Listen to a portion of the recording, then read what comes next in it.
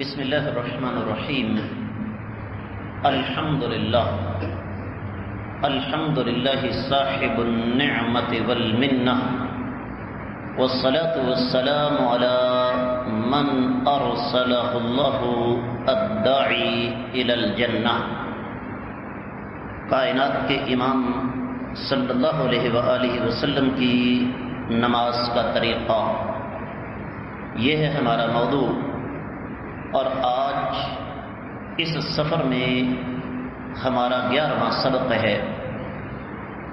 پچھلے سبق میں آپ نے یہ سنا کہ کائنات کے امام صلی اللہ علیہ وسلم رکوع لمبا کیا کرتے تھے، اور آپ علیہ الصلوۃ والسلام نے رکوع کے دوران قرآن کی تلاوت سے منع فرمایا۔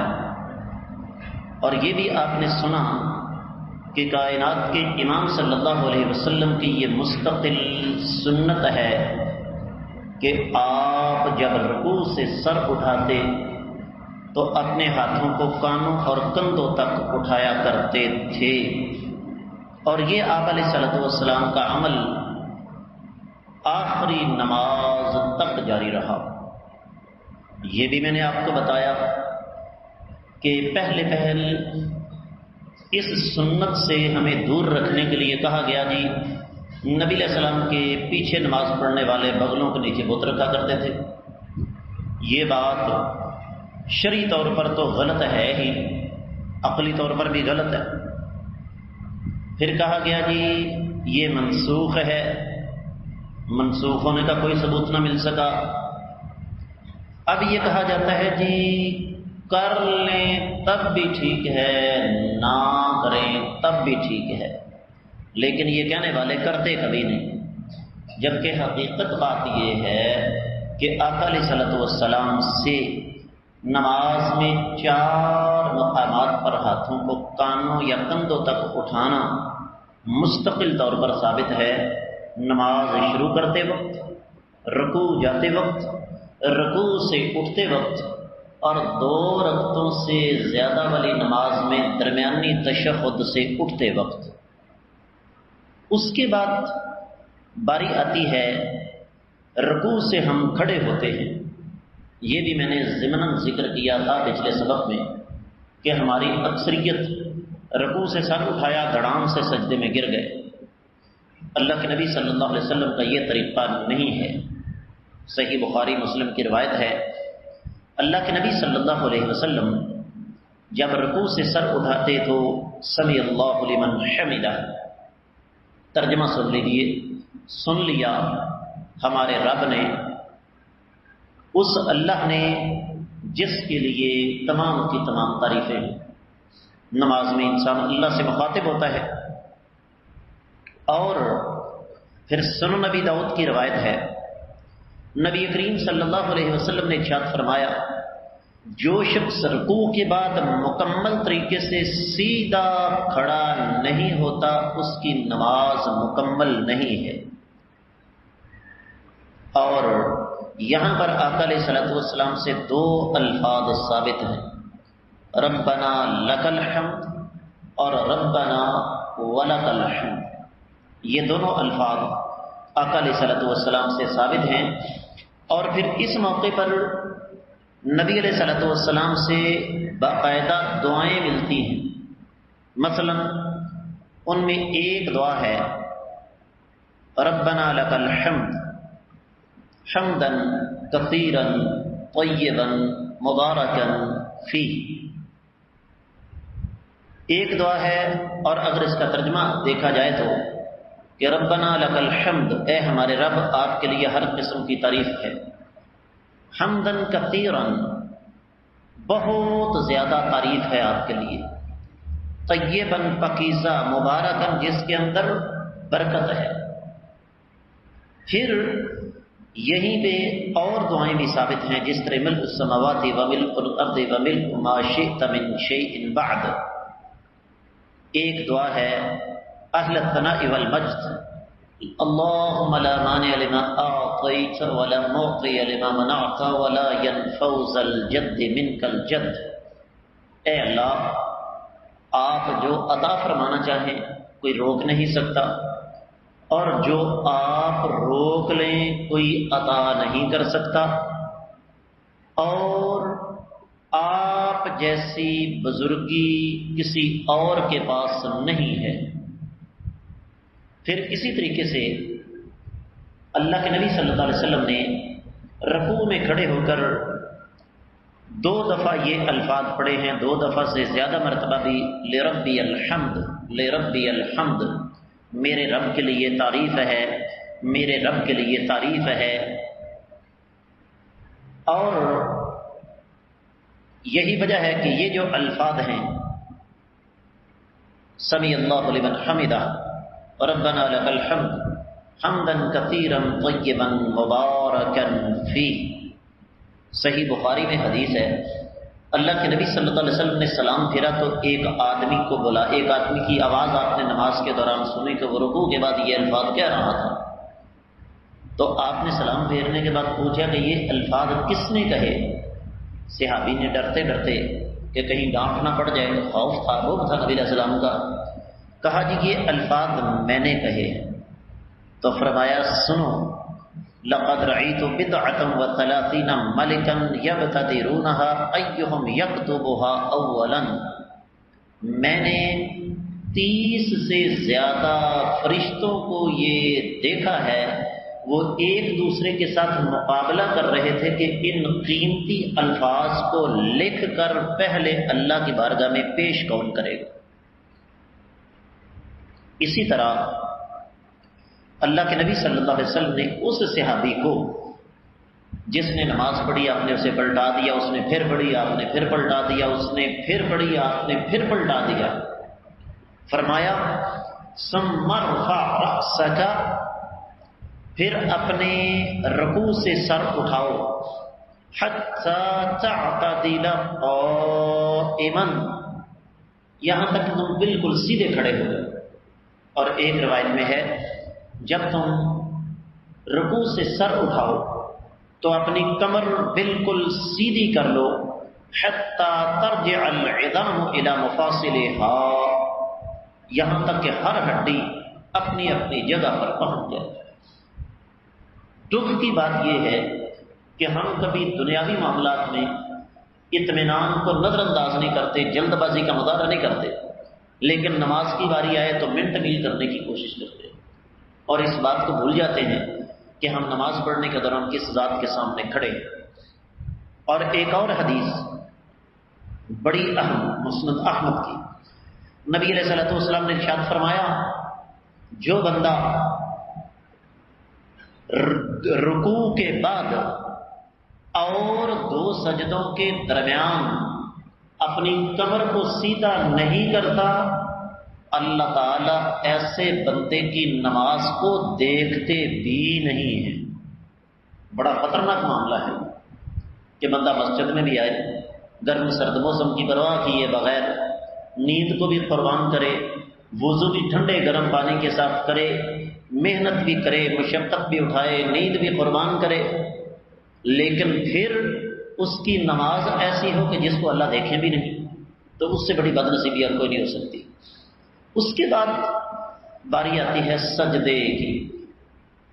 سب سے پہلے تو یہ بات ذہن میں رکھیے گا کہ قیام میں جس طرح ہم کھڑے ہوتے ہیں، جس طرح ہم رکوع کرتے ہیں اور سجدہ کرتے ہیں، یہ تینوں چیزیں عبادت میں شامل ہیں اور یہ صرف اللہ کے لیے خاص ہیں۔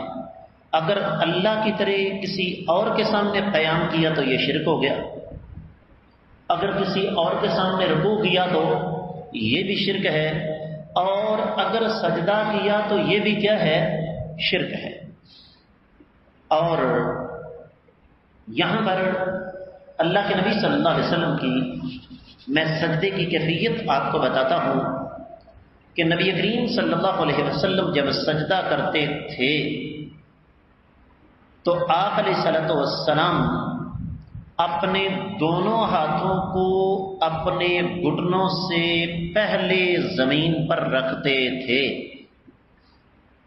دوبارہ سن لیجئے، سجدہ کرتے ہوئے نبی علیہ الصلوۃ والسلام نے زمین پر پہلے کیا رکھا ہے؟ ہاتھوں کو، گھٹنوں کو نہیں۔ جہاں تک اس بات کا تعلق ہے کہ جی بعض روایات میں گھٹنے جو ہیں وہ پہلے رکھنے کا ذکر ہے، وہ روایات مرجوح ہیں، ان روایات کو ترجیح حاصل نہیں ہے، یہ میں نتیجہ آپ کے سامنے رکھ رہا ہوں۔ اور پھر حدیث مبارکہ ہے، اللہ کے نبی صلی اللہ علیہ وسلم نے فرمایا سنن ابی داؤد میں، جب تم سجدہ کرو تو اس طرح سجدہ مت کرو جس طرح اونٹ بیٹھتا ہے، اور اونٹ زمین پر پہلے اپنے اگلے گھٹنے لگاتا ہے۔ بعض بھائی کہتے ہیں جی وہ اونٹ کی جو اگلی ٹانگیں ہوتی ہیں وہ ٹانگیں نہیں ہوتی، وہ ہاتھ ہوتے ہیں۔ کیا اس بات کو کوئی تسلیم کرے گا؟ آپ کیا کہتے ہیں جی؟ اونٹ کی 4 ٹانگیں ہوتی ہیں یا 2 ٹانگیں اور 2 بازو ہوتے ہیں جی؟ ٹانگیں ہوں گی نا۔ تو اونٹ زمین پر پہلے کیا لگاتا ہے بیٹھتے ہوئے؟ گھٹنے۔ تو نبی علیہ السلام نے پہلے گھٹنے لگانے سے منع فرما دیا، اور حدیث میں الفاظ ہیں وَلْيَضَعْ يَدَيْهِ قَبْلَ رُكْبَتَيْهِ، زمین پر اپنے گھٹنے لگانے سے پہلے اپنے ہاتھوں کو لگانا چاہیے۔ اور جب آپ علیہ الصلوۃ والسلام سجدہ کرتے تو یہاں پر میں 2 چھوٹی چھوٹی باتیں لیکن بڑی ضروری ہیں آپ کو سمجھانا چاہوں گا۔ پہلی بات تو یہ موٹا اصول یاد رکھیے کہ شریعت میں جہاں نبی علیہ الصلوۃ والسلام نے مرد اور عورت کا درمیان فرق نہیں نہ کیا، وہاں پر ہم بھی فرق نہیں کر سکتے۔ شاید آپ کے لیے یہ بات نئی ہو، لیکن حقیقت بات یہ ہے کہ مرد اور عورت کی نماز میں کوئی فرق نہیں ہے۔ حدیث مبارکہ سے فرار کے بہانے دیکھیے۔ میں ایک حدیث آپ کو سناتا ہوں، شاید آپ نے اس سے پہلے نہ سنی ہو۔ ایک صحابیہ نبی کریم صلی اللہ علیہ وسلم کی خدمت میں حاضر ہوتی ہے، اے اللہ کے نبی صلی اللہ علیہ وسلم، مجھے آپ کے پیچھے نماز پڑھنا بہت زیادہ پیارا ہے، بڑا عزیز ہے، میرا بڑا جی چاہتا ہے کہ میں آپ کے پیچھے نماز پڑھوں، اور اس میں شبہ بھی کوئی نہیں کہ خوش نصیب ہے وہ انسان جسے کائنات کے امام صلی اللہ علیہ وسلم کے پیچھے نماز پڑھنے کی سعادت ملی ہو۔ اس کی ایک چھوٹی سی مثال آپ لے لیں کہ فی زمانہ کبھی کبھار امام کعبہ، امام مسجد نبی پاکستان آتے ہیں، حالانکہ یہ میں بھی جانتا ہوں اور آپ بھی جانتے ہیں کہ امام کعبہ کے پیچھے نماز پڑھنے کا زیادہ ثواب تو ہے نہیں۔ بیت اللہ میں پڑھیں، مسجد نبی میں پڑھیں تو علیحدہ مسئلہ ہے، لیکن عام مسجد میں اگر نماز پڑھائیں تو، لیکن ہم بڑے شوق کے ساتھ جاتے ہیں۔ تو نبی کریم صلی اللہ علیہ وسلم نے فرمایا، مجھے اس بات کا پتہ ہے کہ تمہیں میرے پیچھے نماز پڑھنا بہت زیادہ عزیز ہے، لیکن یاد رکھو، فرمایا تمہارا گھر کے برآمدے میں نماز پڑھنا صحن میں نماز پڑھنے کی نسبت زیادہ بہتر ہے، اور گھر کے کمرے میں نماز پڑھنا برآمدے میں نماز پڑھنے کی نسبت زیادہ بہتر ہے، اور تمہارا پچھلی کوٹھڑی میں نماز ادا کرنا میرے یعنی کائنات کے امام صلی اللہ علیہ وسلم کے پیچھے نماز پڑھنے سے افضل ہے۔ یہ کوئی نہیں بتائے گا کہ خواتین کو نماز چھپ کر پڑھنی چاہیے، اور اس کی وجہ بھی ہے کہ آپ بھی جانتے ہیں، میں بھی جانتا ہوں کہ خواتین کی زندگی میں، بالغ خاتون کی زندگی میں کچھ دن ایسے آتے ہیں ہر مہینے جب اس نے نماز نہیں پڑھنا ہوتی، اور اگر وہ سب کے سامنے نماز پڑھے گی تو اس سے سوال ہوگا تم نماز کیوں نہیں پڑھ رہی ہو؟ تو شرم و حیا کے تقاضے اسے بتانے کی اجازت نہیں دیں گی کہ کیا وجہ ہے۔ جب وہ چھپ کر نماز پڑھتی ہے، بے شک وہ ماہانہ ایام میں ہے نہیں ہے کسی کو پتہ چل ہی نہیں سکتا، لیکن یہ بات کوئی نہیں بتائے گا۔ اب اس کا حل کیا بتایا؟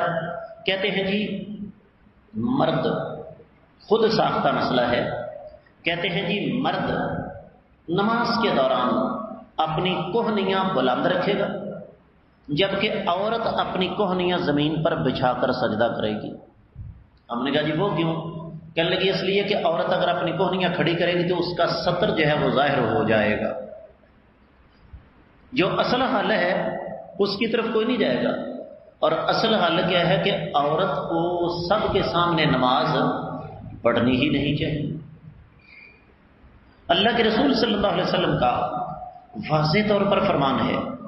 آپ علیہ الصلوۃ والسلام نے ارشاد فرمایا کہ تم میں سے کوئی شخص نماز سجدے کے دوران اپنے بازوؤں کو اس طرح، اپنی کوہنیوں کو اس طرح مت بچھائے جس طرح کتا بچھاتا ہے. اور یہ بات میں اور آپ اچھی طرح جانتے ہیں کہ کتا اپنی کوہنیاں زمین پر لگاتا ہے. پہلی بات تو یہ ہے.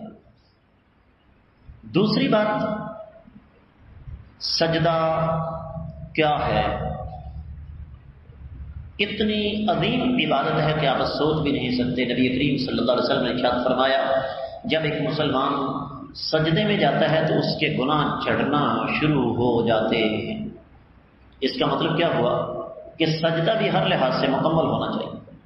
اور اس کے لیے ایک چیز میں نے آپ کو بتا دی کہ زمین پر ہماری ہتھیلیاں لگی ہوں، انگلیاں نہ تو بالکل بند اور نہ بالکل کھلی بلکہ درمیان میں، اور سر نیچے پیٹھ اوپر.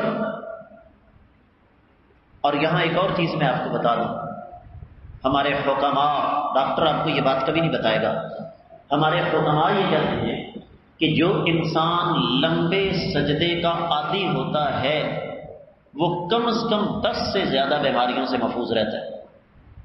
وقت سے پہلے بالوں کا سفید ہونا، یادداشت کا کمزور ہو جانا، نظر کا کمزور ہو جانا، نزلے کی کثرت کے ساتھ شکایت رہنا، آدھے سر کا درد ہونا، دماغ کی کمزوری، یہ بہت ساری بیماریاں ہیں جن کا علاج اللہ نے کس میں رکھا ہے؟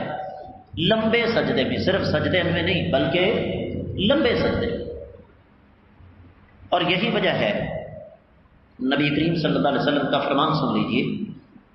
آپ نے فرمایا جب تم سجدہ کرو تو اس قدر اطمینان کے ساتھ سجدہ کرو کہ تمہارا ہر جوڑ اور ہر ہڈی اپنی جگہ پر آ جائے. اور ایک اور حدیث سنیے، نبی علیہ الصلوۃ والسلام نے ارشاد فرمایا، سنن دارقطنی کی روایت ہے کہ جو مسلمان سجدہ کرتے ہوئے اپنی ناک کی نوک زمین پر نہیں لگاتا اس کی نماز نہیں ہوتی. اور پھر صحیح بخاری میں روایت موجود ہے، اللہ کے رسول صلی اللہ علیہ وسلم جب سجدہ کرتے تو ایک تو آپ کے ہاتھوں کا رخ قبلہ کی طرف ہوتا، ہاتھوں کی انگلیوں کا رخ کس طرف ہوتا بھائی؟ قبلہ کی طرف. اور دوسری چیز جو آپ کے لیے نئی ہے، ہماری اکثریت اس کا اہتمام نہیں کرتی، وہ کیا ہے کہ پاؤں کی انگلیاں، ان کا رخ بھی قبلہ کی طرف ہونا چاہیے. میں ایک بار پھر عرض کر دوں کہ سجدہ کوئی معمولی چیز نہیں ہے. اسلام سے پہلے تعظیمی سجدہ جائز تھا، عبادت والا سجدہ اسلام سے پہلے بھی حرام تھا، بھی حرام ہے. اسلام نے آ کے تعظیمی سجدے کو بھی حرام قرار دے دیا. کس وجہ سے؟ کہ سجدہ بنیادی طور پر اپنے آپ کو گرانے کی انتہا ہے. پیشانی، ماتھا جو کہ انسان کے جسم کا سب سے بلند حصہ ہے، اس کو کس کے سامنے زمین پر لگانا ہے جو اس قابل ہو کہ اس کے سامنے زمین پر لگایا جا سکے. تو اس لیے یہ سجدہ جہاں تک ہو سکے مکمل ہونا چاہیے. اور پھر حدیث میں واضح طور پر الفاظ ہیں کہ سجدہ جو ہے وہ 7 ہڈیوں پر ہے. ان میں سب سے پہلے آپ نے پیشانی اور ناک کی طرف اشارہ کیا، کیونکہ ناک اور ماتھے کی ہڈی ایک ہوتی ہے. دونوں ہتھیلیاں کتنی ہوگی بھائی؟ 3، 2 گھٹنے 5 اور دونوں پاؤں 7. یہ 7 ہڈیوں پر سجدہ کائنات کے امام صلی اللہ علیہ وآلہ وسلم کی باقاعدہ سنت ہے. اب اس سجدے کے دوران پڑھنا کیا چاہیے؟ یہ اللہ نے توفیق دی تو ہمارے آنے والے سبق کا موضوع ہے. رب کائنات سے دعا کرنی چاہیے کہ اللہ رب العزت ہمیں اپنی نمازوں کو کائنات کے امام صلی اللہ علیہ وسلم کی سنت کے قالب میں ڈالنے کی توفیق عطا فرمائے. اقول قولی ھذا وآخر دعوانا ان الحمد للہ رب العالمین.